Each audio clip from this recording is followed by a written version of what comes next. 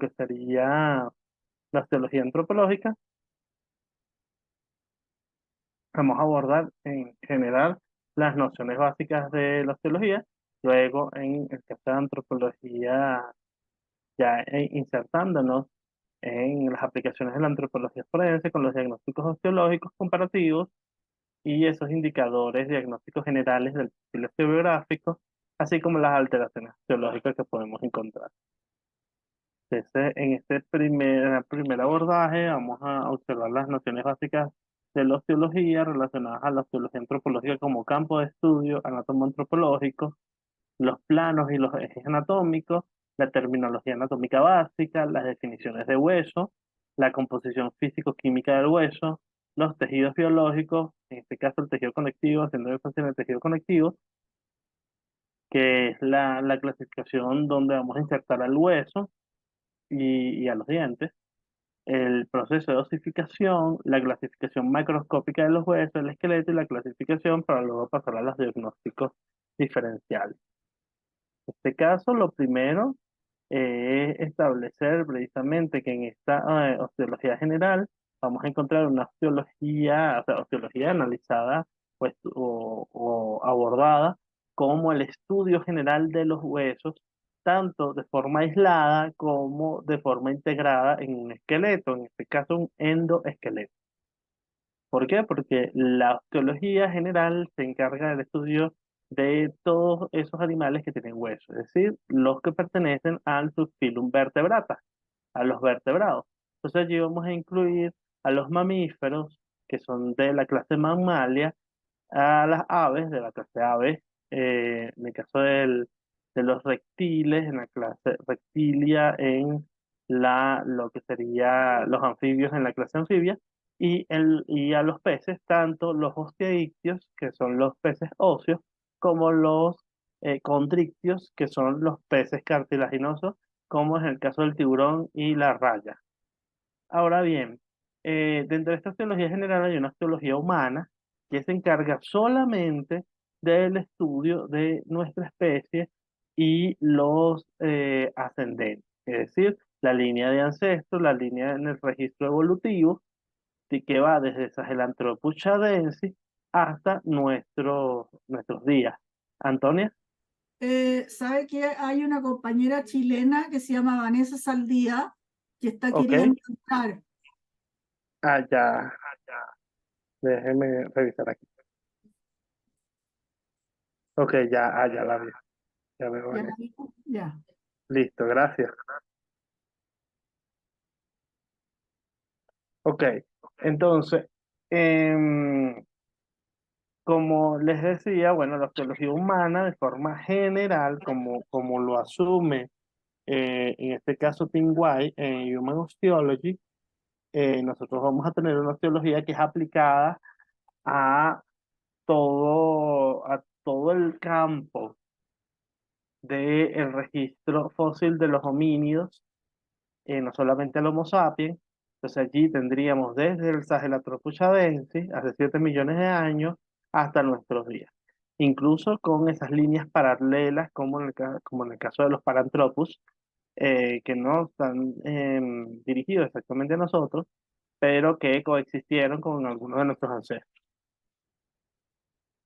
Ahora bien, dentro de esta osteología humana, bueno, tendríamos una osteología clínica, que es la osteología dirigida hacia el diagnóstico en función de la salud, que es la que utilizan los médicos y el personal de salud en general, y la osteología antropológica, donde se incluye tanto para el análisis de la diversidad, de la variabilidad en nuestra especie, como el análisis de la variabilidad a nivel temporal en nuestra especie y el resto del registro homínido.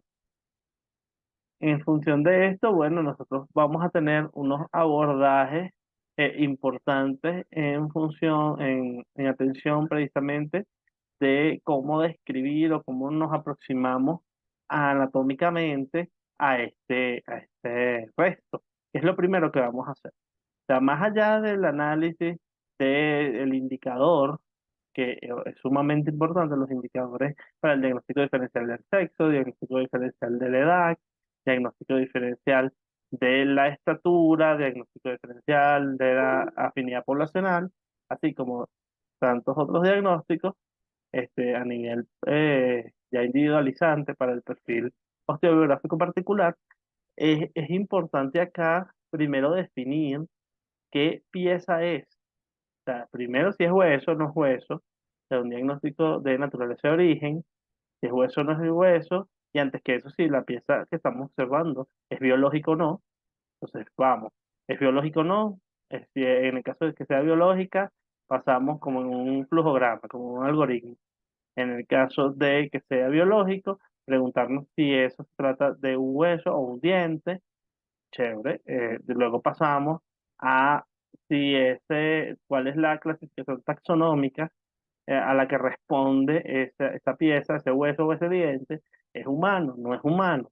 Y allí es el trabajo de antropología. Más allá, no es definir, en el caso de que no sea humano, no es definir de qué especie es. En algunos antropólogos forenses pueden dar el diagnóstico más allá de decir que no es humano, a pesar de que realmente no es necesario en el trabajo, en la parte práctica, pero generalmente tienen conocimientos de zoología, han hecho estudios en zoología, como pasaba con el doctor Clay Snow, que tenía un doctorado en zoología. Eh, Acá nosotros vamos a tener varias aproximaciones. Una aproximación, en principio, es macroscópica a través de lo que estamos observando de forma directa, y tenemos dos aproximaciones más. Una aproximación imagenológica, y por eso es tan importante que un antropólogo forense sepa cómo describir, cómo analizar, cómo interpretar un estudio imagenológico, sea una radiografía, o sea, un estudio radiológico convencional, una tomografía axial computarizada, o una resonancia magnética, por lo menos las nociones básicas, que nos van a ayudar precisamente a ubicar los diferentes, los diferentes elementos que conforman la arquitectura esqueletal, dependiendo del tipo de caso que tengamos. Por eso es que las modalidades imagenológicas nos van a contribuir muchísimo, particularmente cuando estamos en presencia de huesos largos, para determinar el diagnóstico general, el diagnóstico de la edad, el diagnóstico diferencial.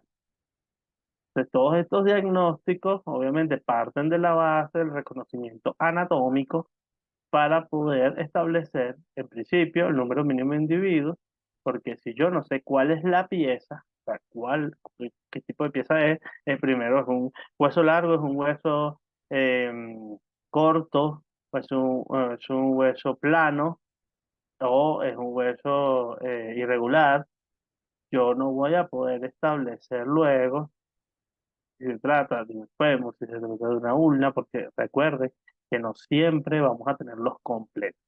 Entonces, el trabajo es precisamente conocer de forma pormenorizada esta estructura de cada hueso que nos va a permitir definir de qué se trata.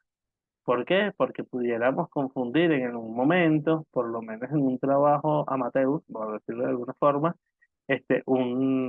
un segmento de un metacarpiano con un segmento de un metatarsiano, precisamente por la poca experiencia en el contacto con este tipo de redes.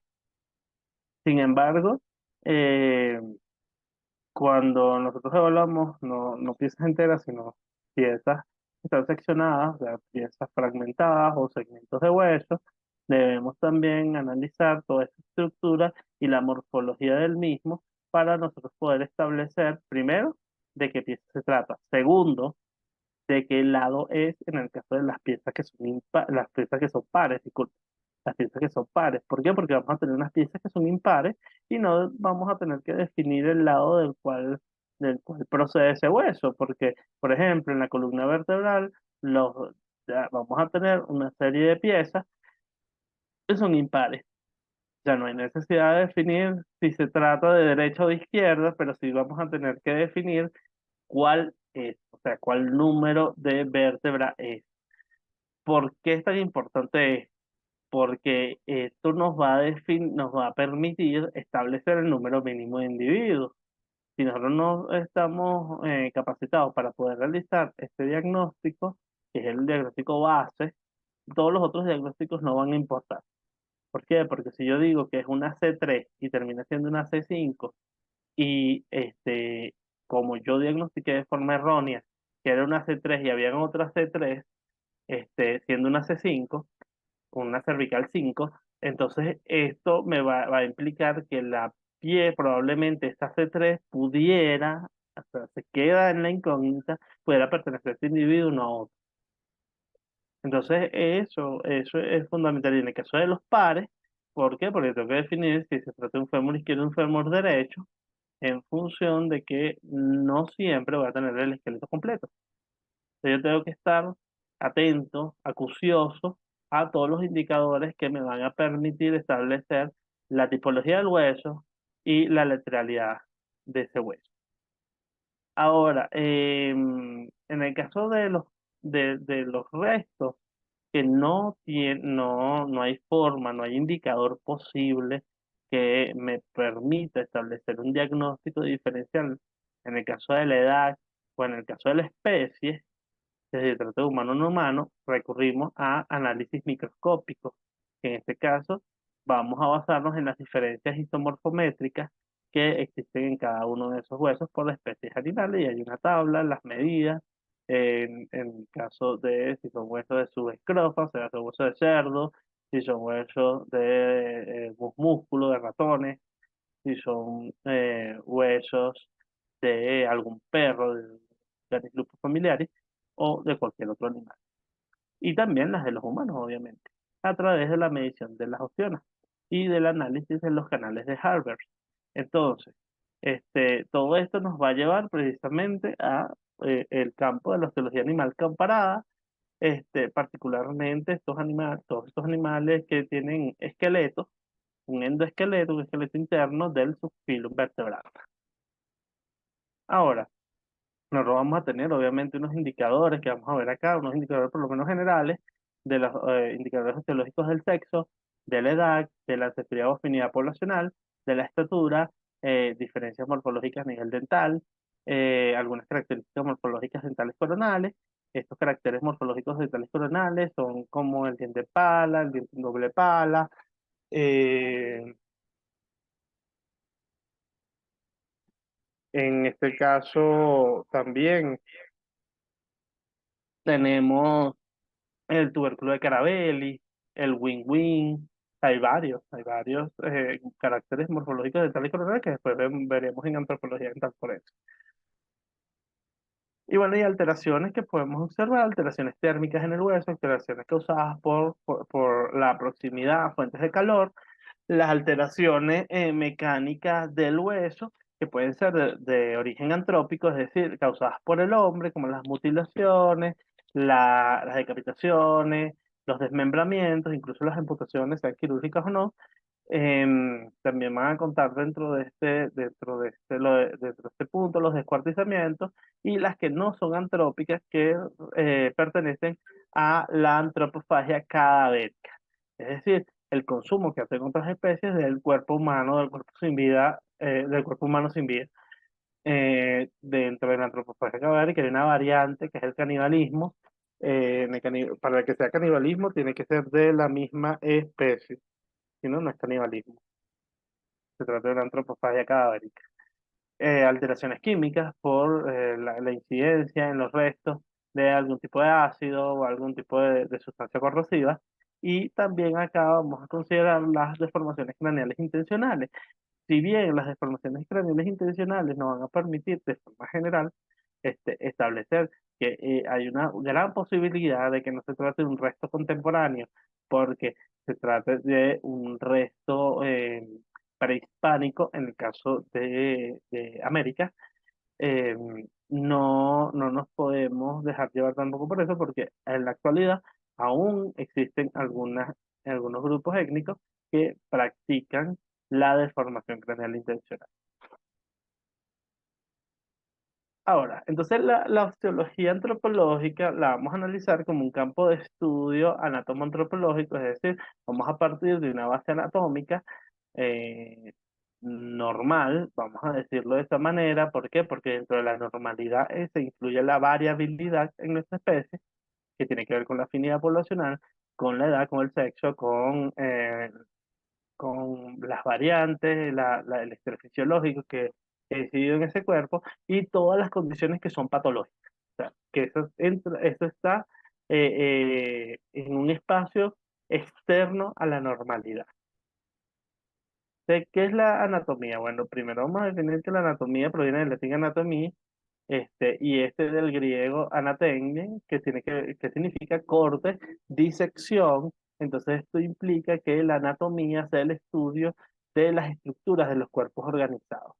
O sea, nosotros básicamente vamos a tener una topografía, y esta topografía precisamente nos permite ubicar en espacio, disculpen, nos permite ubicar en espacio cada uno de esos elementos que conforman nuestro esqueleto, incluyendo los ligamentos, incluyendo las articulaciones, que son las uniones de dos o más huesos, pero que en algunas articulaciones, por ejemplo, como las diartrósicas, particularmente, que son las articulaciones con movimiento, vamos a observar también que hay unos elementos de coadaptación que se incluyen dentro de esta estructura, o sea, dentro de la articulación. Si la articulación es uniaxial, o sea, tiene un solo eje de acción, va a ser mucho más sencilla. En cambio, es mucho más compleja una articulación multiaxial, o sea, que están en diferentes ejes de acción, diferentes ejes anatómicos. Ahorita vamos a ver qué son los ejes anatómicos, como en el caso de la coxofemoral o la articulación de la cadera, o la glenohumeral o articulación del hombro. Entonces acá, bueno, vamos a manejar como referencia el PNA o la Paris Nómina Anatómica, que no es más que el resultado de una serie de reuniones que se han gestado desde el siglo pasado, desde antes de la mitad del siglo pasado, para poder establecer criterios de uniformidad en cuanto a las denominaciones de los elementos anatómicos y quién se describe y qué no se describe. En 1928, bueno, surge la terminología anatómica, la TA la TA, y allí no es más que una consecución precisamente de lo que se venía tratando en el PNA. En la PNA, entonces, allí van a participar la Federación Internacional de Asociaciones de Anatomistas, y básicamente es la que va a dictar la línea. Podemos considerar algunos criterios como que dos estructuras anatómicas no pueden tener el mismo nombre, y esa era una discusión, un conflicto en cuanto, por ejemplo, al hueso escafoide, porque hubo un tiempo donde la gente decía escafoide de la mano, escafoide del pie, que no pueden llamarse los dos escafoides. Entonces, el que primero se describió se quedó con el nombre, que fue el escafoide como hueso carpiano, hueso de la mano, y el del pie pasó a llamarse navicular, que en esencia los dos significan lo mismo, porque tienen forma de barca, tienen forma de navío. Ahora, el otro criterio es que las estructuras muy pequeñas no se van a utilizar, no se van a nombrar. Por eso es que en el caso de algunos, los meniscos, por ejemplo, no tienen nombre, más allá de la ubicación topográfica, o algunos huesos sesamoideos tampoco tienen nombre, a excepción de la rótula, que es grande, que es la patela, que es la que está allí en la articulación rotuliana, la articulación de la rodilla, y también se iban a utilizar solamente nombres en latín. Entonces, y esto elimina la utilización de epónimos, o sea, la utilización del nombre que la descubrió. Por ejemplo, trompa de falopio, esto alude a que Falopio fue el que describió esa estructura del sistema reproductor femenino. Entonces, ahora, cuando vemos el establecimiento de la terminología con PNA o con terminología anatómica, observamos que refiere tuba uterina, no importa en el idioma que lo traduzca, a pesar de que sí se permite la utilización de lenguas vernáculas, la lengua oficial es el latín. Se deja de utilizar cúbitos, incluso en inglés cúbitos no sale en ningún lado, sale ulna, igual el nervio se llama nervio ulnar, que se ubica precisamente en la porción medial o recorre la porción medial del antebrazo. En el caso del peroné, denominado fíbula, también anteriormente se hablaba de falangeta y falangina, eso no se utiliza, se está en desuso hace muchísimas décadas. Entonces hablamos de falange proximal, falange media y falange distal. Entonces, bueno, esto ha sido una transformación, una aplicación de uniformidad, de criterios de uniformidad que nos va a permitir entendernos mejor independientemente la lengua vernácula que cada uno hable. Ahora, los planos anatómicos. Los planos anatómicos son aquellos que van a dividir el cuerpo en dos mitades. Son planos de corte. En este caso vamos a tener tres, o tres que nos interesan a nosotros desde el punto de vista antropológico. Hay otro corte que es el corte oblicuo que se aplica solamente para órganos internos y a nosotros realmente no son de mucho interés. En el caso de los planos anatómicos de interés serían el sagital, el coronal y el transversal. En el caso del sagital, nos va a dividir el cuerpo en dos mitades que no, recuerden que como nuestro cuerpo no es totalmente simétrico, esas dos mitades tampoco van a ser simétricas totalmente, son relativamente simétricas.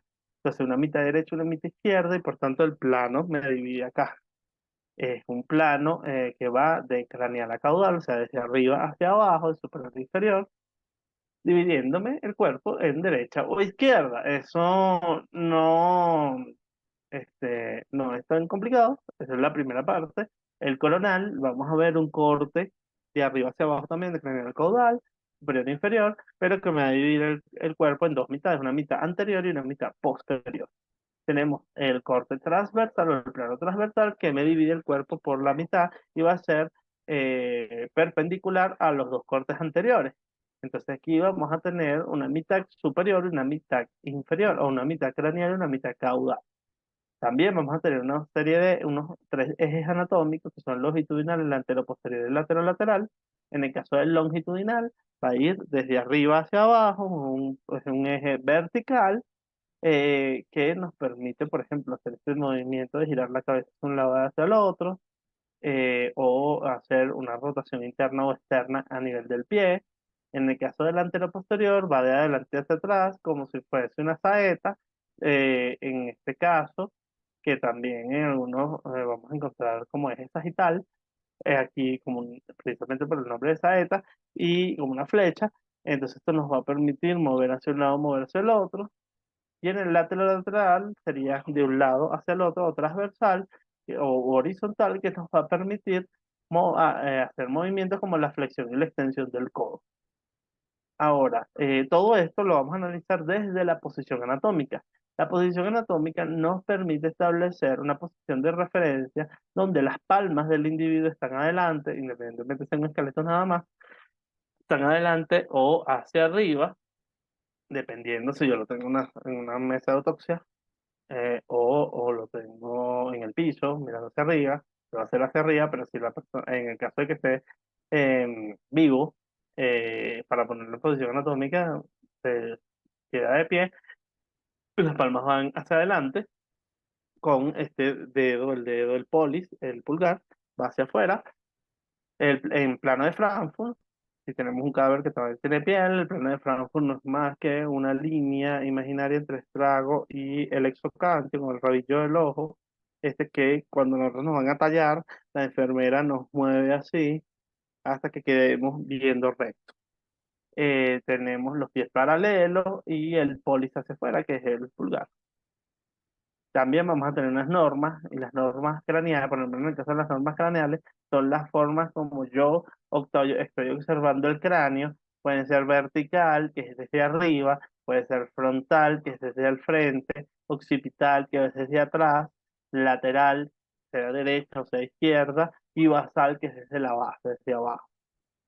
Aquí vemos mucho mejor los planos, la explicación del plano anatómico, ven el sagital, como ya les mencioné, es un plano vertical que se extiende de delante hacia atrás, dividiendo precisamente en dos partes, la derecha o la izquierda, o sea, va así, ¿verdad? Se corta aquí, entonces el corte va de arriba hacia abajo, pero se separa de un lado al otro, de adelante hacia atrás. Entonces, en el caso del coronal, es un plano vertical y perpendicular al plano anterior, que es el sagital, y divide el cuerpo en una porción ventral, o sea, una porción anterior, y una porción dorsal o una porción posterior. Y en el transversal, observamos un plano horizontal perpendicular, como ya les mencioné, a los dos planos anteriores, que divide el cuerpo en una porción craneal o superior y en otra que es caudal o inferior. En el caso de los ejes, aquí lo vemos también, el longitudinal, como ya les mencioné, va de la cabeza a los pies, es un eje cráneo-caudal, o sea, de la cabeza a la cola, porque estos términos provienen de la historia natural y por tanto del análisis zoológico de las especies vertebradas. Por eso es que dice caudal, que significa cola. Que en nuestro caso, no, a pesar de que lo utilizamos de forma corriente, y tienen obviamente un fundamento técnico, no es tan literal. En el caso del eje anteroposterior, vamos a observar un eje que está de adelante hacia atrás, y es un eje ventrodorsal. Entonces, cuando observamos que es un eje ventrodorsal, entonces, ¿qué estamos diciendo acá? Que es un eje que va desde el vientre hasta el dorso, es decir, de adelante hacia atrás.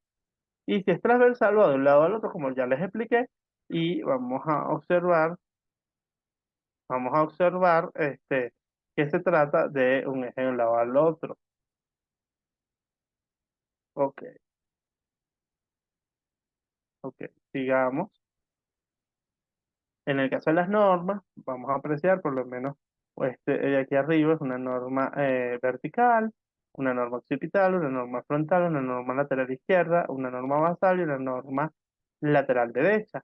¿Y para qué nos van a servir estas normas? Para poder ubicar diferentes modificaciones, diferentes detalles que podemos observar, que podemos indicar en este cráneo y no para poder constituir o ubicar topográficamente de forma exacta y precisa cuál es la modificación, por ejemplo, como esta lesión que tiene aquí el cráneo, si nosotros simplemente decimos que está en lateral o simplemente está en entre el frontal y el occipital, entonces va a ser muy difícil ubicarla para una persona que solamente esté leyendo el informe. Esta es la posición anatómica. En función de esta, hacemos la referencia. Recuerden si está vivo, está de pie, si está fallecido, en cualquier condición en la que se encuentre, va a estar boca arriba. Generalmente lo vamos a colocar boca arriba. O pudiera estar boca abajo. O sea, puede estar de cúbito prono o de cúbito supino. Ahora, ¿qué vamos a definir como hueso? Bueno, los huesos son cada una de las piezas duras que forman el esqueleto de los vertebrados. El hueso es un tejido firme, es un tejido duro y resistente que forma parte de ese endoesqueleto de todos los vertebrados y está compuesto por tejidos duros y blandos. Entonces, ¿cuáles son las funciones del hueso? Bueno, generalmente nosotros conocemos las funciones mecánicas del hueso. Función de protección, función las funciones mecánicas son protección, sostén y movimiento, que es la que nos conocemos generalmente, porque los huesos forman unas cavidades que protegen a los órganos vitales de posibles traumatismos. En el caso del sostén, los huesos forman un cuadro rígido que se encargan del sostén precisamente, valga la redundancia, de los órganos y tejidos blandos, como es el caso del diafragma, que es el caso de los músculos esqueléticos en general, y movimiento, porque gracias a los músculos, en este caso músculos esqueléticos que se fijan a los huesos, a través de los tendones y a sus contracciones sincronizadas, el cuerpo se puede mover como lo hacemos comúnmente cuando caminamos y bailamos. Ahora, existen otras funciones también, funciones metabólicas y funciones sintéticas. En el caso de las funciones metabólicas, cuando hablamos de metabolismo, estamos refiriendo todo ese conjunto de operaciones fisiológicas de orden bioquímico que se van gestando para alcanzar el funcionamiento óptimo de las células.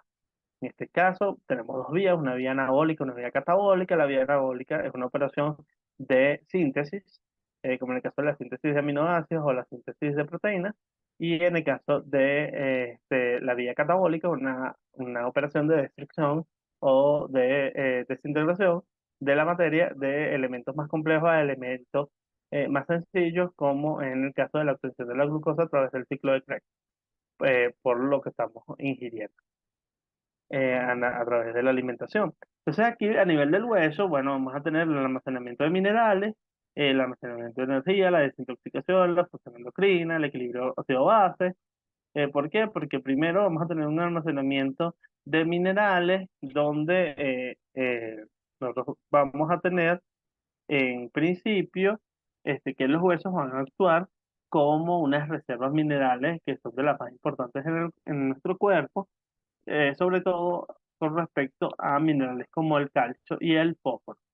Tenemos también almacenamiento adicional, esto que el nombre es el almacenamiento de factores de crecimiento, donde la matriz ósea mineralizada observamos en ella que contiene importantes factores de crecimiento como el factor de crecimiento insulínico, entre otros, también el almacenamiento de energía en la médula ósea amarilla, esta estructura va a actuar como un reservorio de ácidos grasos que son importantes, son fundamentales para la homeostasis energética en nuestro cuerpo y en el cuerpo de cualquier organismo mamífero.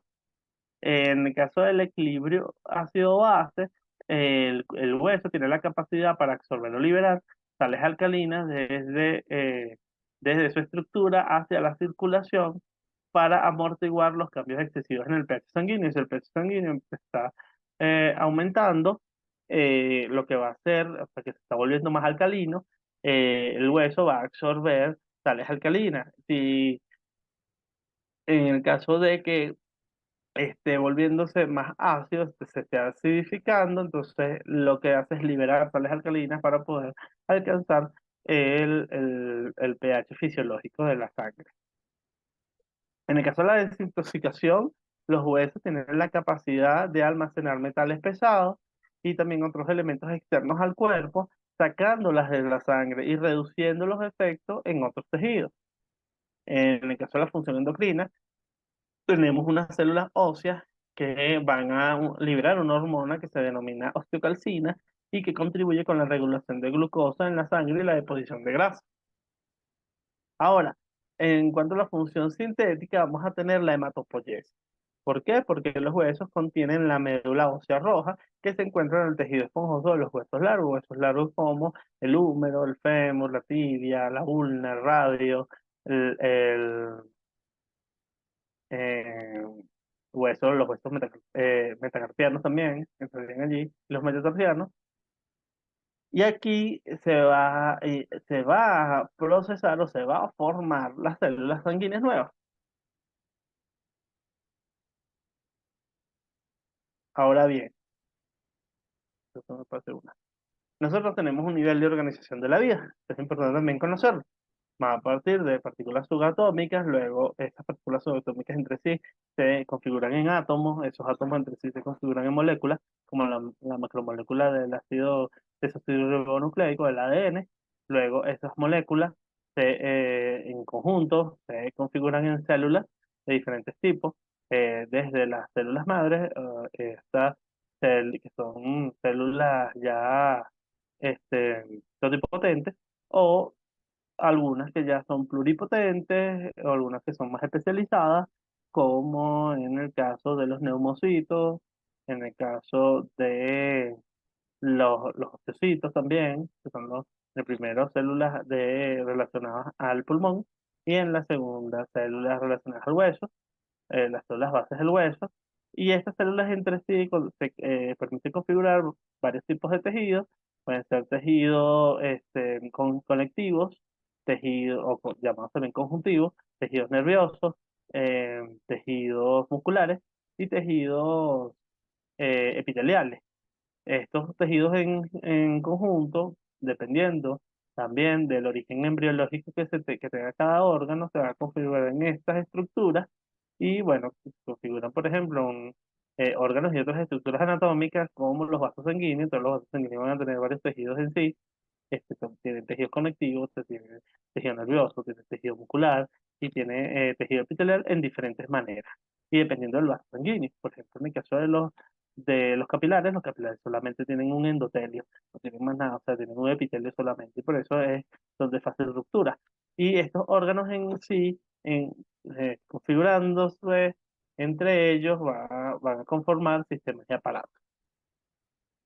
Ahora, bueno, nosotros como humanos, taxonómicamente pertenecemos al dominio, disculpen, al dominio Eucaria, del reino Animalia, al filum Chordata, al filón de los cordados, al subfilón Vertebrata, al orden de los primates, la familia Hominidae, la subfamilia Homininae, la tribu Hominini, la subtribu Hominina, es cuando estamos hablando de una clasificación cladística, y el género Homo. En nuestro caso, después de esta especie, Homo sapiens. Otros casos, por ejemplo, si fuésemos neandertales, Homo neanderthalensis, y bueno, múltiples eh, miembros del género Homo que existen, son más de 12. Ahora vamos, desde el punto de vista del Bauplan, o sea, de nuestra configuración corporal, hay nosotros como miembros del reino Animalia, tenemos unas características específicas que somos titulares, es decir, tenemos tejidos biológicos reales, verdaderos, somos triblásticos, es decir, tenemos tres hojas embrionarias, vamos a tener no solo tres hojas embrionarias que van a permitir, después del periodo de la fase de gastrulación a nivel embriológica, que se constituyan allí precisamente lo que serían los órganos a través de la organogénesis. Somos heterótrofos porque nosotros no podemos eh, crear o no podemos formar nuestro propio alimento, sino que dependemos de otros organismos vivos para poder tener nuestro alimento. Somos pluricelulares porque es más de una célula la que conforma nuestro cuerpo. Somos mótiles, es decir, nosotros podemos movernos a disposición de voluntad, y no tenemos etapas sésiles, o sea, etapas sin movimiento efectivo, y tenemos la capacidad de irritabilidad porque nosotros respondemos ante ciertos impulsos, particularmente cuando observamos que nuestros nervios tienen una rama motora y una rama sensitiva.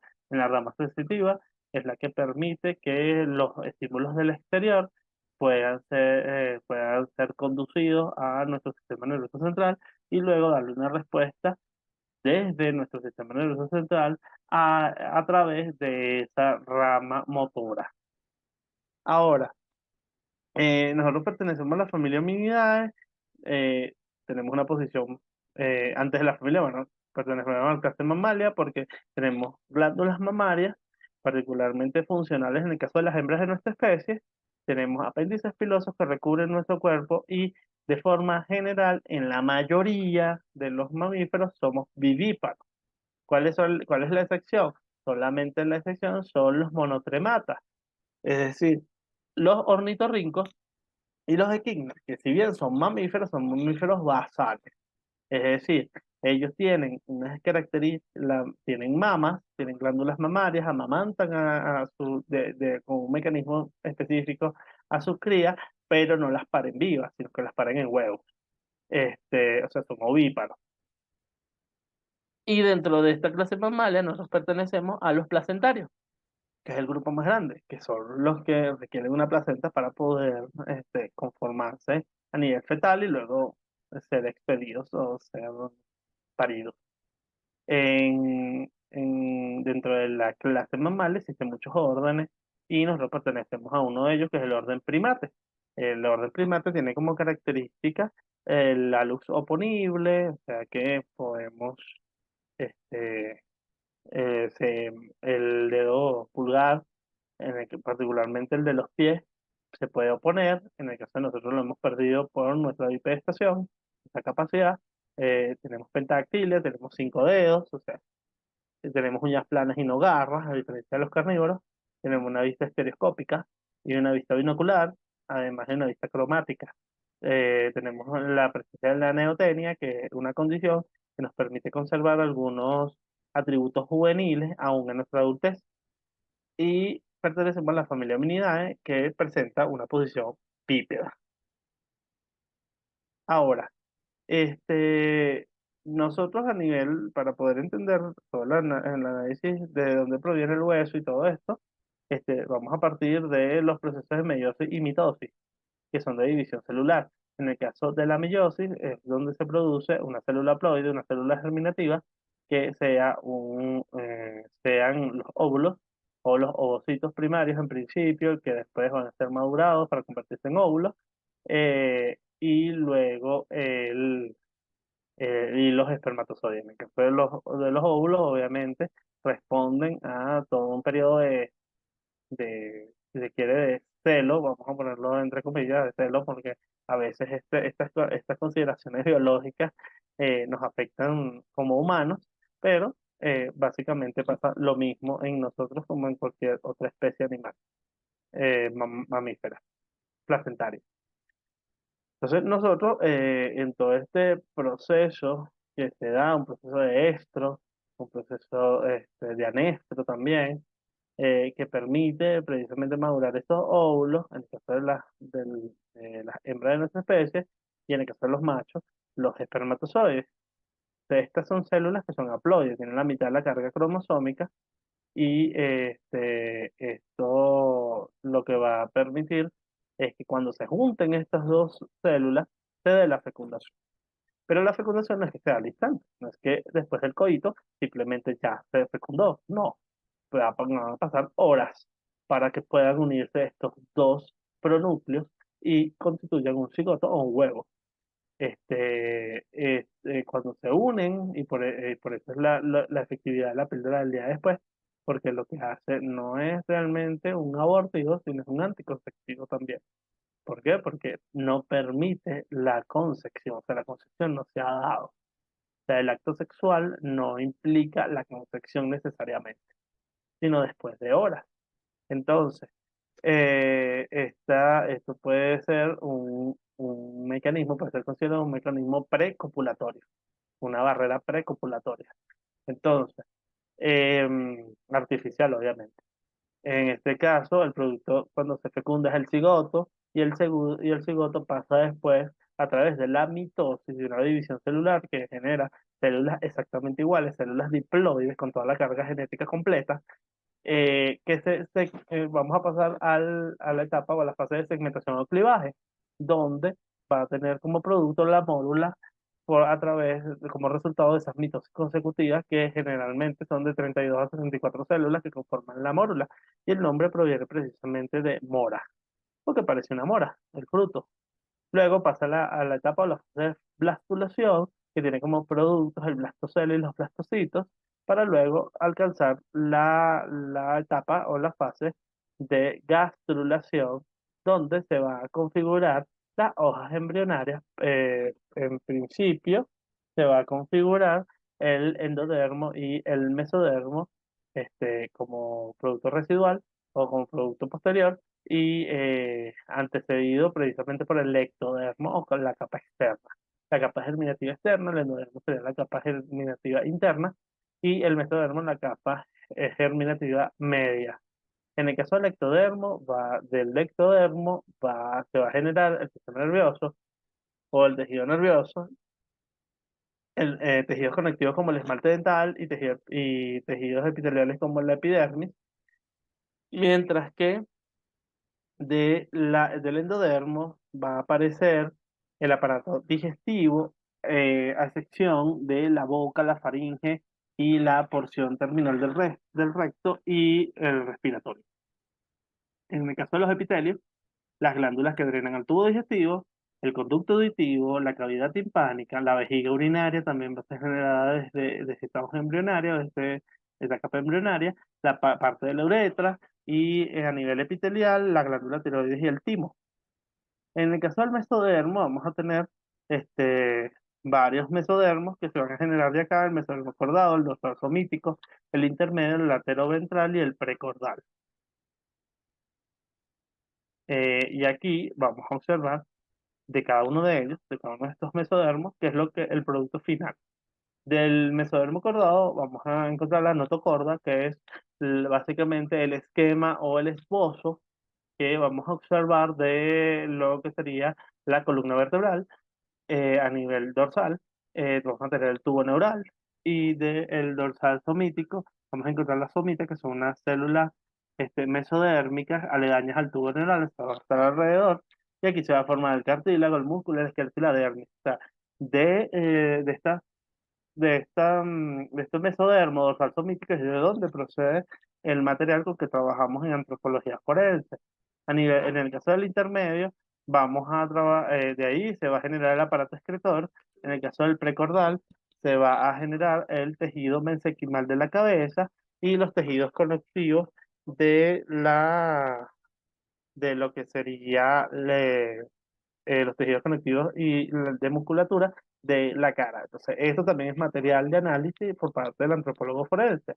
En el caso de el mesodermo lateroventral, se va a generar de aquí el aparato circulatorio, las estructuras que tapizan todas las cavidades orgánicas y las membranas extraembrionales. Ahora vamos a hablar un poquito sobre lo que sería los tejidos. Entonces aquí vamos a tener el tejido muscular, que tiene origen mesodérmico, y vamos a tener tres tipos de tejidos musculares. El músculo estriado, que es el músculo esquelético, el que se va a insertar a través de un tendón en el hueso. El músculo liso, que lo vamos a encontrar en diferentes estructuras, diferentes órganos, pero que tiene un movimiento involuntario. Y el miocardio o músculo cardíaco tiene un movimiento involuntario, pero tiene características también desde el punto de vista histológico que se relacionan a las fibras musculares estriadas. Vamos a tener los tejidos nerviosos que tienen un origen ectodérmico y ahí tenemos las neuronas y las neuroglias o las glías. Las neuronas, que ya las conocemos, bueno, son las células nerviosas por excelencia, son las centrales, pero las neuroglias son las que la acompañan y que son células de sostenimiento como los astrocitos. En el caso de lo que serían los tejidos conectivos o conjuntivos, vamos a tener unos que son no especializados y otros que son especializados. Aquí, en el caso, el origen va a ser mesodérmico también. Dentro de los no especializados tenemos tejidos conectivos laxos, como el mucoso, el reticular, el mesenquimal. La mesenquima es la base para uno de los mecanismos de osificación o proceso de osificación que tenemos en nuestro cuerpo. Em, que es el intramembranoso. En el caso de los otros no especializados, tenemos el denso regular y el denso irregular.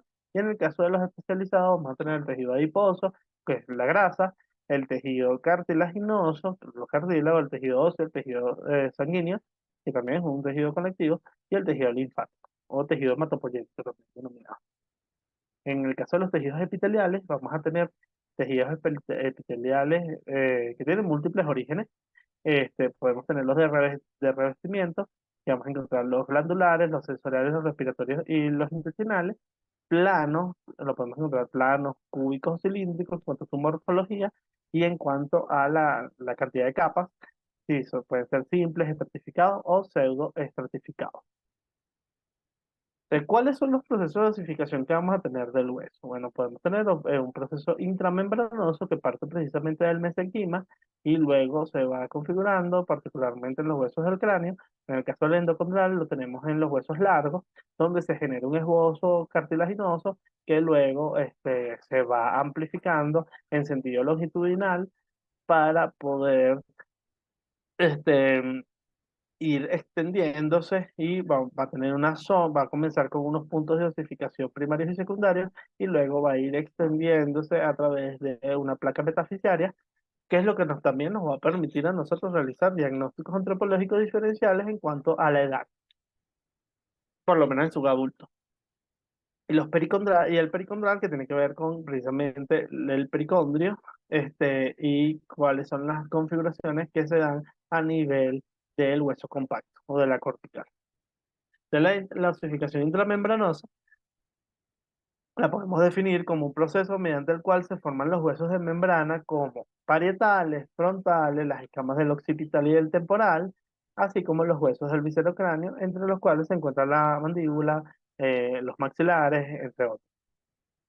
En el caso del endocondral, vamos a observar que se aplica se observa en los huesos largos, en las vértebras, en la pelvis y los huesos de la base del cráneo que van a crecer mediante este tipo de osificación.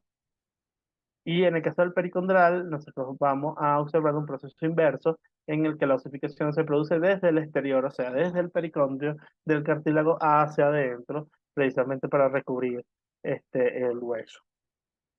Ahora, ¿cómo va a ser la clasificación macroscópica de los huesos? O sea, vamos a tener huesos largos, vamos a tener huesos cortos, huesos planos, y vamos a tener huesos irregulares. En el caso de los huesos largos, las dimensiones, nosotros vamos a ver que la longitud, es lo que más predomina entre sus dimensiones. Entonces vamos a tener unos huesos que tienen dos epífisis, o sea, dos extremos. Un extremo, en este caso vemos que aquí está el extremo proximal y un extremo distal. Y en el medio va a haber otra estructura que se llama diáfisis, que es el cuerpo del hueso. Acá, en esta zona que estoy señalando, es donde se formaría en un hueso inmaduro la placa epifisiaria, que sería la metáfisa. O sea, aquí tenemos el fémur, la tibia, la fíbula, el húmero, el radio, la ulna, los huesos metacarpales y metatarsianos. Los podemos encontrar acá. Estos tienen un canal medular y este canal medular nos va a ayudar también a nosotros, dependiendo de la invasión que tenga, en el caso por lo menos de los huesos más grandes, determinar o hacer un diagnóstico o generar un indicador para el diagnóstico diferencial de la edad en inmaduros. En el caso, en inmaduros y en maduros también, o sea, en adultos y en adultos. En el caso de la invasión del canal medular, solamente se van a dar en adultos y vamos a observar una afectación, una incidencia sobre el tejido trabecular. En el caso de los inmaduros, nosotros vamos a observar que hay cambios a nivel de lo que es la presencia de la placa metafisiaria. En el caso de los huesos cortos, nosotros vamos a tener huesos que en casi todas las dimensiones son similares. No hay una que predomine con respecto a las otras, y esto va a ser la característica significante. Aquí vamos a tener los 8 huesos del carpo en sus dos filas, la fila proximal y la fila distal, y los huesos del tarso. Aquí, bueno, vamos a tener en la primera fila del carpo o la fila proximal del carpo, al escafoideo semilunar, lo que sería el piramidal y el pisiforme, también llamado el piramidal triquetum, precisamente por su forma. Y en la segunda fila o la fila distal vamos a tener el trapecio trapezoide grande y ganchoso, el grande llamado capitatum, y el ganchoso, bueno, entonces, vamos a tener nosotros también dentro de los huesos, en el caso del tarso, vamos a tener, bueno, en el caso del hueso ganchoso también vamos a encontrar lo llamado amate, y en algunos casos amato. O sea, vamos a conseguir las dos terminologías. En el caso de los huesos del tarso, van a ser 7 solamente. Vamos a tener el astrágalo, el calcáneo, el navicular, el, lo que sería el cuboide, y 3 huesos que son denominados huesos cuneiformes o las cunas. Entonces, tenemos huesos planos, donde la dimensión predominante es la anchura. En este caso, vamos a ver los huesos, por ejemplo, los huesos del cráneo, algunos huesos del cráneo y el coxal, vamos a encontrar acá. Y vamos a tener huesos irregulares, que son aquellos que no corresponden a ninguna de las categorías anteriores donde se encuentran las vértebras. Dentro de estos huesos irregulares vamos a encontrar huesos neumáticos porque tienen espacios de aire en parte interior, como en el caso de los maxilares, donde van a tener los senos. Los senos son espacios de aire, senos maxilares, senos frontales, senos nasales, que están en el interior de los huesos y permiten precisamente amortiguar las presiones que genera el cerebro sobre la cabeza. Y vamos a tener huesos sesomedianos como la patela. La patela es el hueso sesomediano más grande, es un hueso que tiene forma de sésamo, que son como las semillas, son semillas pequeñas, y esto va a permitir precisamente que actúe en zonas de amortiguación, como en el caso de la rodilla. Entonces ella se va a ubicar en la porción rotuliana y va a tener precisamente una importancia central para nuestro andar. También tenemos huesos hormianos. Los huesos hormianos son huesos también denominados huesos suturales. Son huesos que aparecen en las suturas de los cráneos. Las suturas son las uniones que se dan entre los huesos del cráneo, que sería como en el caso de las suturas sagitales, la sutura lambdoidea, la sutura bregmático-coronal. O sea, son articulaciones inartrósicas, articulaciones que no se mueven, que son la mayoría del cráneo, como vamos a ver. Ahora, nosotros vamos a tener dos tipos de esqueletos, un esqueleto axial y un esqueleto apendicular. Desde el punto de vista antropológico, esto se traduce en un esqueleto craneal y un esqueleto postcraneal. Sin embargo, desde el punto de vista anatómico general, el esqueleto axial incluiría al esqueleto craneal y a la columna vertebral, más la caja torácica. Y el resto, más la caja torácica y el hioides.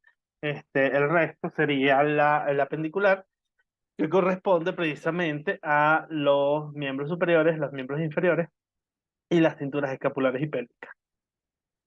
Ahora, vamos a hablar del esqueleto general humano, de adulto.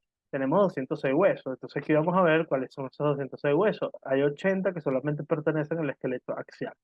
Entonces vamos al cráneo, tiene 28 huesos que está dividido en varias zonas. Un neurocráneo que está conformado por 8 huesos, un esplacnocráneo o macizo facial o viscerocráneo que está conformado por 14 huesos y unos osículos auditivos que son en total 6. Tenemos un hioides, un columnoides, la columna vertebral que está conformada por algunas regiones, diferentes regiones. La región cervical está conformada, como en todos los mamíferos, por 7 huesos. La región torácica por 12. En este caso, la región torácica no hay compatibilidad entre los mamíferos porque varía. Por ejemplo, el Canis lupus familiaris tiene, el perro tiene 13 torácicas. En el caso de las lumbares son 5. En el caso del sacro es una sola pieza, pero que es la unión de 4 a 5 vértebras maduras que están fusionados, y el coxis es la unión de 3 a 5 vértebras inmaduras que se han fusionado. El tórax tiene 25 huesos, y aquí, obviamente, cuando hablamos de 25 huesos, no estamos contando las 12 torácicas, sino estamos contando 12 arcos costales de cada lado y un esternón en el medio. En el caso del esqueleto pendicular, que es el que pende, tenemos 126 huesos que están configurados de la siguiente manera. Una cintura escapular con 4 huesos, es decir, 2 clavículas y 2 escápulas, unos miembros superiores configurados en 60 huesos en 3 regiones distintas, que son el brazo, el antebrazo y la mano, que es la región libre. La cintura pélvica conformada por 2 huesos que conforman los laterales de la pelvis ósea, que aquí estaríamos hablando de los coxales, que en fases fetales vamos a tener, incluso en fases infantiles, vamos a tener 3 piezas diferentes, que son el isquion, el ilion y el pubis, que van a estar diferenciados. O sea, el ilion hacia arriba, el pubis hacia adelante y el isquion hacia atrás y hacia abajo. En el caso de los miembros inferiores tenemos 60 huesos repartidos en 3 regiones también: un muslo, una pierna y un pie, que es la porción libre. Ahora, en el caso del el neurocráneo, nosotros vamos a tener un frontal, un occipital, un esfenoides, un etmoides, unos parietales y unos temporales. En el caso del frontal, bueno, lo tenemos que es la parte más anterior, el occipital en la parte posterior, el esfenoides es un hueso interno que está posterior al etmoides.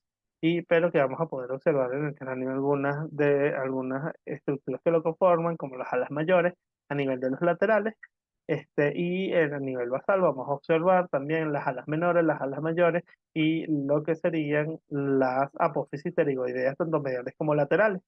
En el caso de los parietales, vamos a tener dos parietales que están en la parte superior y que se unen entre sí, y los temporales que lo tenemos a los lados y que van a estar conformados por tres porciones. En el caso del esplagmocráneo, nosotros vamos, en este caso, como vimos, tenemos solamente dos huesos que son pares y el resto son impares. En el caso del esplagmocráneo, viscerocráneo, macizo facial, como que son los huesos de la cara, vamos a tener la mandíbula, que es un hueso único, pero que es el único que tiene una articulación móvil con el temporal. Entonces, es la única, él es parte de los dos huesos que conforman la única articulación diartrósica que encontramos en el cráneo, que es la ATM o articulación temporomandibular, que nos permite precisamente hacer esto y es biaxial. O sea, tiene dos ejes de acción, por tanto, cuatro movimientos. El vomer, que lo vamos a encontrar en la abertura piriforme, en el hueco de la nariz, en la parte interior del hueco de la nariz. Tenemos los maxilares, tenemos un maxilar izquierdo, un maxilar derecho, eh, los unguis o los lagrimales, que lo conseguimos debajo de la bolsa lagrimal, de la glándula lagrimal. Tenemos los cigomáticos, que se ubicarían en los pómulos, los palatinos, que están en la parte posterior del paladar, de la cavidad palatina, y que tienen un compromiso anatómico con los maxilares a nivel de su borde posterior, con una sutura que denomina línea transversa. Los cornetes nasales que van a estar aquí adentro, a los laterales de la abertura piriforme en la parte interna, y los huesos nasales o huesos propios de la nariz que lo vamos a tener acá y que están unidos a un cartílago que conforma el resto de nuestra nariz. En el caso de los osículos auditivos, nosotros vamos a tener el martillo, el yunque y el estribo, tres de cada lado, son esos pequeños huesos internos que se encuentran precisamente en el oído interno. Ok, en el caso de las vértebras, vamos a tener unas vértebras, siete vértebras cervicales, las dos primeras van a ser atípicas, las otras cinco van a ser típicas. ¿Qué quiero decir con esto? Bueno, las cinco, desde las C3 hasta las C7, cumplen un patrón. En cambio, las dos primeras cumplen a medias el patrón de las cervicales. Es decir, vamos a tener el atlas y el axis, que además tienen sus propios nombres. El atlas va a tener un compromiso con lo que sería los cóndilos occipitales de, de la base del cráneo, o sea, los cóndilos del occipital, a través de sus fosas superiores y las costillas articulares superiores, y él va a tener solamente dos masas laterales, o sea, una masa lateral, una masa lateral hacia un lado hacia el otro, va a tener dos arcos, un arco ventral y un arco dorsal, y allí se va a articular a través de una fosita que está colocada en la parte interna del arco ventral. Vamos a encontrar la apófisis odontoide del axis, que es la segunda vértebra cervical, y allí va a permitirnos que se haga un movimiento de giro, de rotación para el cuello. La segunda no tiene un protocuerpo con unas espinas bífidas, una apófisis espinosa bífida bastante reducida, pero va a tener una conformación más semejante a lo que sería la C3. En general, sí van a compartir algunas cosas, como los agujeros transversarios, que lo vamos a encontrar en los dos, en ellas dos y en todo el resto de las cervicales, incluso en la C7, que es una vértebra de transición, y va a tener, en el caso de la C3 hacia abajo, hacia C7, vamos a tener un cuerpo que es mucho más corto, más cuadrangular, con un orificio más triangularizado, y con sus espinas, apófisis espinosas bífidas. Vamos a tener también unos tuberculitos a los lados de los agujeros transversales, en lo que sería la apófisis transversa. Luego vamos a encontrar las vértebras torácicas. Las vértebras torácicas son 12. La última, Antonia. Ah, A mi, Vanessa, otra a vez. mi amiga la Vanessa se le volvió a caer Ok, la... ya la admití otra vez. Gracias. Listo, gracias. Entonces, en el caso de la vértebra torácica, vemos que el cuerpo, vean que aquí el cuerpo ya no es cuadrangular ni rectangular, sino que más bien es oval en un sentido anteroposterior. O sea, esta es la parte de adelante, esta es la parte de atrás. Siempre los cuerpos van a estar hacia la parte anterior del cuerpo, de la columna, y las apófisis espinosas hacia la parte posterior. Entonces, vamos a tener un agujero vertebral que es redondeado y vamos a observar estas apófisis transversas que van a estar mucho más alargadas, no va a existir ningún tipo de orificio allí, sino solamente vamos a encontrar aquí a los laterales del cuerpo una fosita articulatoria y luego una fosita articulatoria también en las apófisis transversas que van a hacer para que se articule precisamente acá la cabeza por acá de la costilla o del arco costal y por aquí el tubérculo costal, porque esto va así. De aquí, hasta aquí está la cabeza, aquí está el tubérculo y aquí va hacia adelante con lo que sería el ángulo de la costilla. Esto va a suceder en todas las torácicas, sin embargo, va a haber una modificación en el caso de la T11 y la T12 por el tipo de costilla que vamos a tener allí. Ahorita lo vamos a ver. En el caso de la apófisis eh, espinosa, la apófisis espinosa es única, o sea, va a ser una sola, no va a tener no va a ser vituberada, no va a ser bífida, este, sino que va a ir más bien, en vez de ir recta, va a ir con un sentido oblicuo. En el caso de las vértebras lumbares, vean que el cuerpo se ensancha, ya no es oval en sentido antero-posterior, sino más bien es transversal. Vamos a tener un agujero un poco más pequeño, porque recordemos también que por allí es que va a discurrir la médula espinal. Entonces, la primera parte de la médula espinal es mucho más gruesa y precisamente va a pasar por el agujero magno, el foramen magno del cráneo, y luego va a ir reduciéndose porque ya se va saliendo hacia los lados a través de las ramificaciones nerviosas, que en este caso serían los pares espinales, que son 31. Así como los pares generales, serían los pares espinales, fuera del cráneo.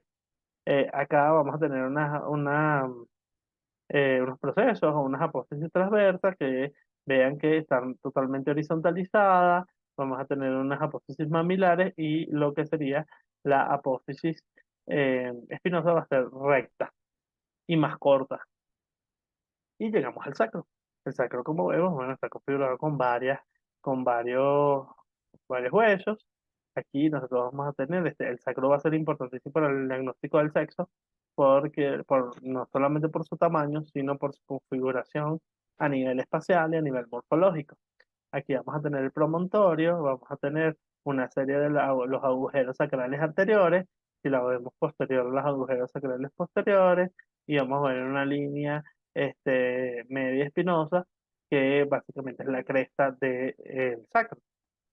Vamos a ver las alas del sacro, y aquí vamos a encontrar aquí se va a articular lo que sería la faceta auricular de los coxales, que también tiene importancia al nivel de diagnóstico diferencial sexual en esta especie. Luego vamos a tener aquí el vértice y luego vamos a encontrar el coxis, que vean que es bien pequeñito, va a tener unas astas, va a tener un cuerpo y va a tener un ápice. Aquí lo vemos mejor, sus astas, el cuerpo y lo que sería el ápice. Ahora, en el caso de los arcos costales, vamos a ver el resto de la caja torácica, vamos a ver los que son 12 arcos costales, de los cuales los 7 primeros son verdaderos, y aquí a qué se refiere que sean verdaderos. Bueno, aquellas van a tener un cartílago propio y para unirse a las escotaduras costales del esternón, a los laterales. En el caso de los otros tres, que serían 8 9 y 10 serían falsos. O sea, ellos van a tener un cartílago de unión común. Y luego vamos a tener los flotantes porque no tienen ningún tipo de compromiso con el esternón. En el caso del esternón, bueno, el esternón va a tener tres partes. Una primera parte que es la parte superior, que es el manubrio. La parte del medio, que es el cuerpo. y vamos a tener el apéndice o apófisis sifoides, que es el de abajo. En el caso del manubrio, bueno, el manubrio vamos a tener dos escotaduras, unas escotaduras claviculares, donde se van a articular lo que serían los extremos externales de las clavículas, y vamos a tener acá las escotaduras costales que van a ir bajando hasta la séptima, que es con la unión tanto de la séptima costilla, del séptimo arco costal, a través de su cartílago, como de los cartílagos, del cartílago común que comparten el 8, 9 y 10. En este caso, algo fundamental es esta articulación que se forma entre el manubrio y, el, y lo que sería el cuerpo, porque nos va a permitir precisamente establecer un espacio importante dentro del tórax. Ahora tenemos el helioides es un hueso pequeño, es un hueso que solamente tiene un cuerpo y unas astas, y él está básicamente pendiendo de lo que sería una serie de músculos y ligamentos, porque él conforma la base de la lengua. Es de interés médico-legal precisamente porque se asocia a muertes por asfixia, muertes por estrangulación, porque él se parte, pero no necesariamente. O sea, el que se parta indica que hubo una acción mecánica sobre él, pero en algunos casos de estrangulación, él no se parte porque la soga o el elemento que se está utilizando para la estrangulación no está por encima de él y no lo presiona hasta arriba. Él no tiene ninguna articulación con nadie, él es así como el soltero eterno. Ahora vamos con los apendiculares. Tenemos las clavículas. En las clavículas vamos a tener una porción que la vamos a ver como un poco más cuadrangular, que es el extremo external, que va a articularse en lo que sería las escotaduras externales, las escotaduras claviculares del esternón en la parte superior. Este, que están a los lados de la escutadora yugular, que es esta que tenemos aquí, este huequito que tenemos aquí, el fondo, el espacio, este triangulito. En el caso de la parte o el extremo lateral, nosotros vamos a tener este extremo lateral o extremo acromial, es el que articula con el acromion o la apófisis acromial de la escápula. En el caso de la escápula, vamos a ver un hueso que tiene forma triangular, que va a tener, disculpen, que va a tener un ángulo inferior, un ángulo superior, un ángulo lateral, va a disponer de dos bordes, un borde paravertebral que está aquí o un borde interno, que es más fino, y un borde más grueso, que es el borde axilar o el borde lateral, que termina de abajo hacia arriba en lo que sería la cavidad glenoidea, que es la cavidad que va a alojar la cabeza del húmero para conformar la articulación glenohumeral, con algunos elementos de coactación, sea la bursa, sea la membrana sinovial, la cápsula sinovial, entre otros. Hacia adelante del borde superior de esta cavidad glenoidea, que nos va a servir además para la identificación de la lateralidad de uso. O sea, si eres diestro o no. Y en la parte anterior vamos a observar lo que sería la apófisis coracoides.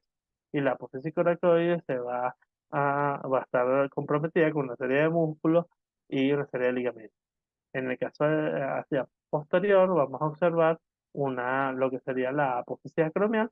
Esa apófisis acromial va a tener interés desde el punto de vista antropométrico cuando hacemos análisis de sujetos vivos a través de antropometría, o también va a tener una importancia desde el punto de vista de la articulación a nivel de su compromiso con precisamente el extremo, el extremo acromial, que es más aplanado de la clavícula.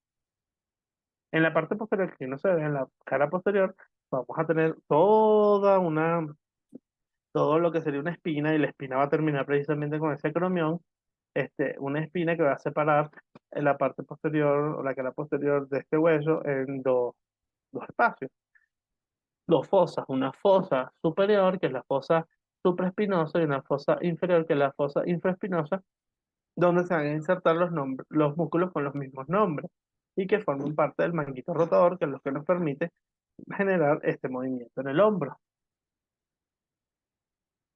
Ahora, tenemos otros huesos que tienen que ver con los miembros superiores. En el caso del miembro superior, el brazo tiene un solo hueso, que es el húmero, que va a tener una cabeza, va a tener un cuerpo, va a tener al lado de la cabeza, como otros elementos, otros accidentes anatómicos de elevación, vamos a tener troquillo y troquinter, y en la parte, en lo que sería la parte de abajo, vamos a tener, o la epífisis distal, vamos a encontrar lo que sería la tróclea, la epitróclea, el cóndilo y el epicóndilo.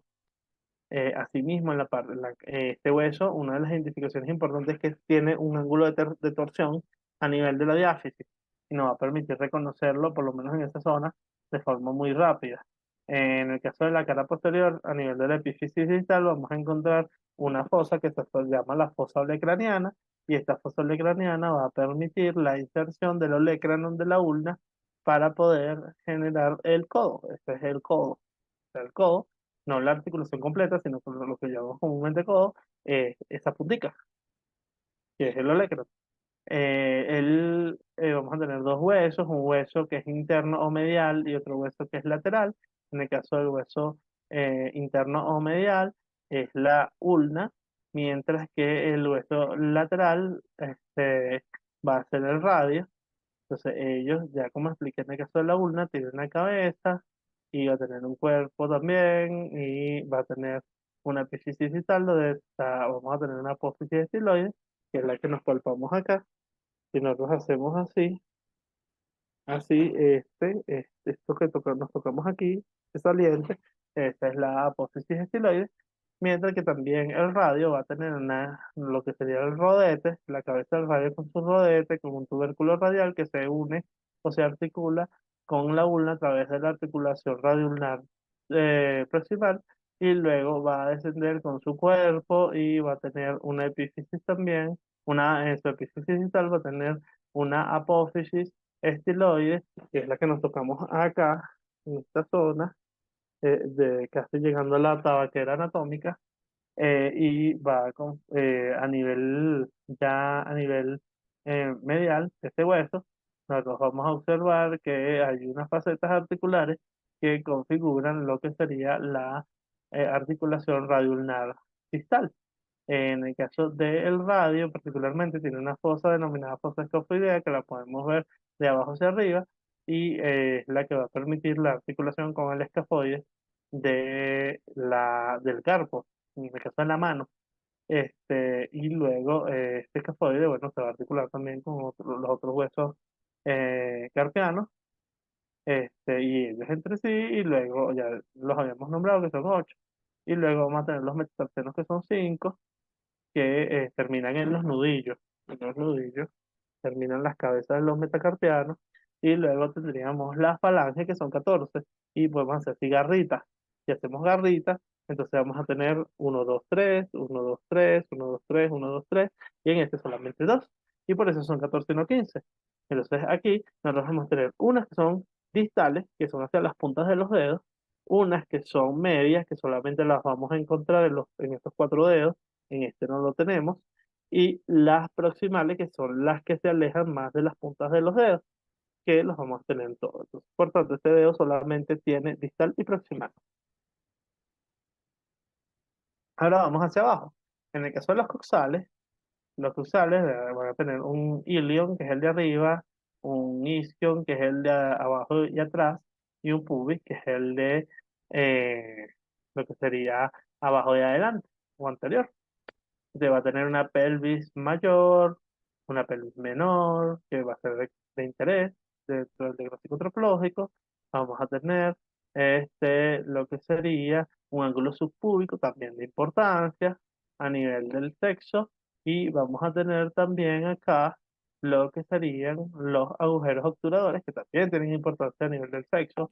Aquí no se ven los acetábulos, pero los acetábulos son las fosas donde se va a insertar o donde se va a articular la cabeza del fémur, conformando con los elementos de coacción la articulación coxo-femoral. Ahora vamos con las de las miembros inferiores. Miembros inferiores, en el muslo vamos a tener el fémur, el hueso más grande, más resistente.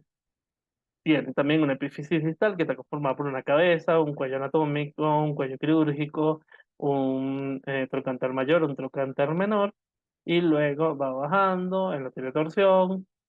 Él va a tener es en la parte posterior una línea áspera, que termina precisamente con las líneas bicondilares, y en la epífisis distal vamos a encontrar los cóndilos femorales, y una porción, un espacio rotuliano, donde se va a incorporar precisamente la patela, y luego vamos a pasar a la pierna. En el caso de la pierna, nosotros vamos a encontrar la tibia a nivel medial, la fíbula a nivel lateral. En el caso de la tibia va a tener una meseta tibial, o unas mesetas tibiales, mejor dicho, una espina. Esta espina, tibial proviene precisamente de un tubérculo que se encuentra aquí en la parte más proximal, luego baja esa espina y se va hacia un lado. El epífisis tiene su cuerpo, todos tienen sus agujeros nutricios, y que tienen forma como de ojal. Y luego en la parte, en la que sería la epífisis distal, vamos a encontrar lo que sería el malleolo, en este caso el malleolo medial, y vamos a encontrar la fosa astragalina, que es a través de donde se articula con el astrágalo, la parte superior de la parte superior del astrágalo. Y en el caso de la fíbula, vamos a encontrar también aquí lo que sería el, la, la cabeza de la fíbula. O sea, vamos a ver que este es un hueso prismático, tiene varias caras y varios bordes, y, o sea, vamos a encontrar que la cabeza o la parte superior, la epífisis proximal, va a ser como cuadrangular o prismática. Y ella va a ir bajando, y lo que sería la epífisis distal de este hueso va a ser aplanado. Luego vamos a tener los huesos del pie, entre sus regiones. Vamos a encontrar la primera subregión, que serían los huesos tarsales o del tarso, que ya los nombramos. Luego vamos a tener los huesos metatarsianos, que son más delgados que los huesos este, metacarpianos, incluso son más alargados. Y bueno, luego vamos a tener también la falange, igual son 14. Entonces el dedo gordo, el dedo del pulgar, tiene solamente dos. Aquí se nombran igual, falange proximal, falange media y falange distal.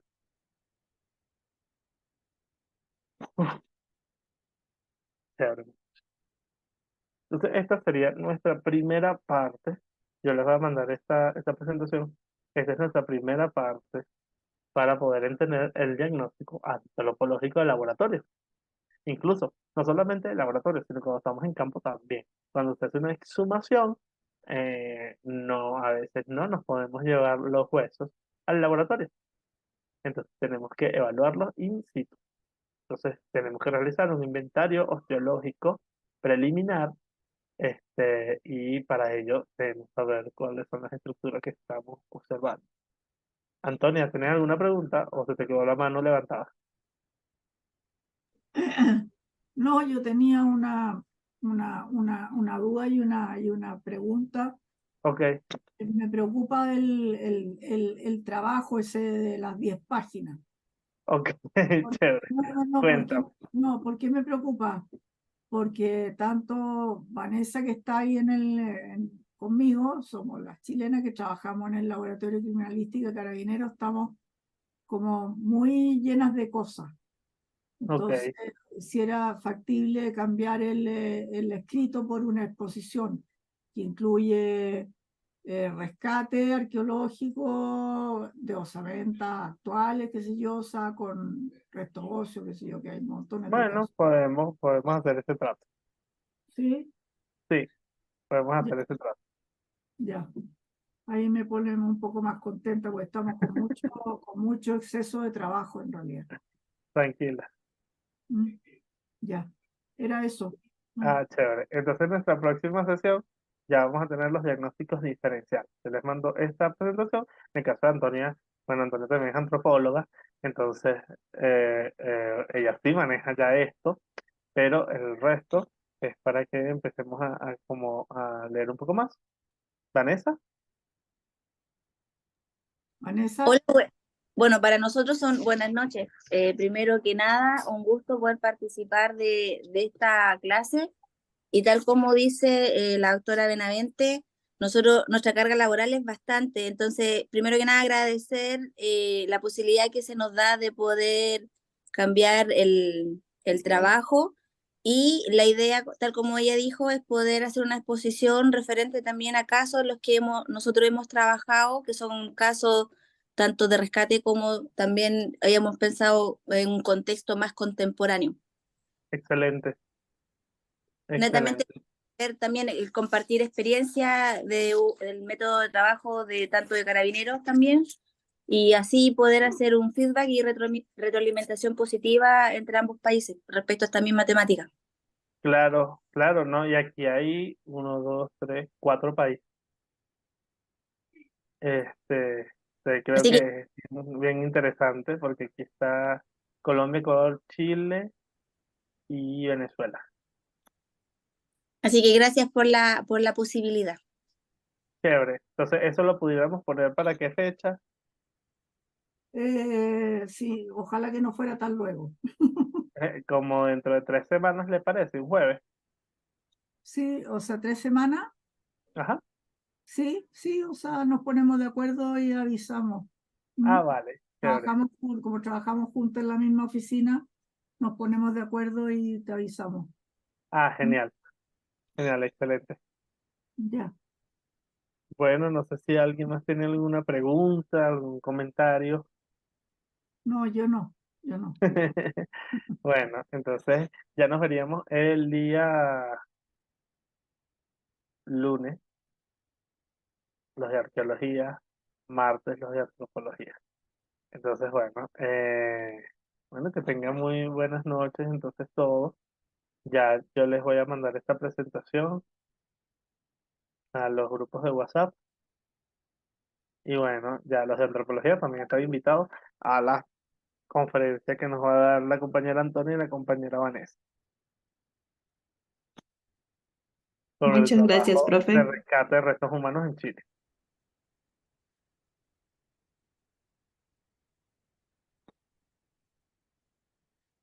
Muchas gracias, profe, por la clase y por la invitación. Vale, chévere. Gracias a ustedes. Y ya, que tenga una buena noche. Bueno, para todos.